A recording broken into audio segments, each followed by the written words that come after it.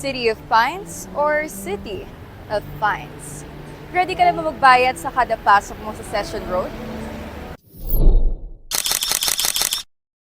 Sa araw-araw na traffic sa Session, ang Central Business District dito sa Baguio City, congestion fee para sa mga private vehicle ang proposal ng local government ng Baguio.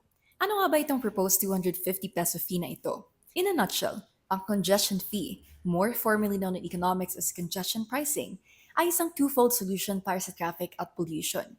Pero paano nga ba nag-work ang congestion fees? Ayon sa Asian Development Bank, kapag may congestion fee, napipilitan mga ibang ruta ang mga driver, thereby reducing the number of vehicles trying to access the congested road during peak hours.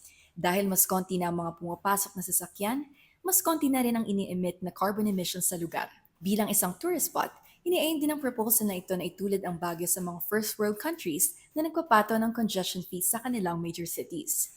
For example, Stockholm, Sweden. Halos 50% ang ibinaba ng childhood asthma cases sa syudad matapos mag-implement ng congestion fees.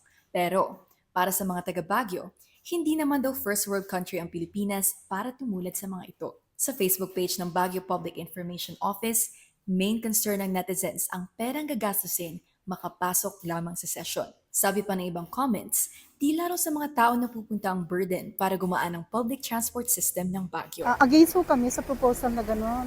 Kasi syempre, lalo na para sa mga bisita, mamamasyal na nga, magbabayad pa ng ganyan.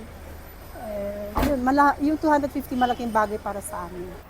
Para sa akin hindi po maganda kasi syempre masyado ng mahal pag 250 tapos private car.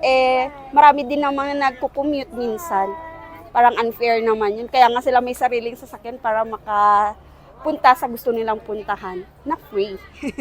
Kasi mahirap ang buhay ngayon yung ano lang ang magpaparada lang sa private pagparadahan dyan ang magbabayad po.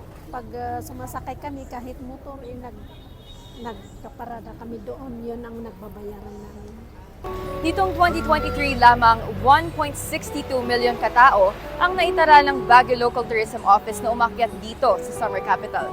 Sa dami ng taong pumapasok dito sa Session Road, paano nga kaya gagaan ang trapiko sa puso ng Baguio?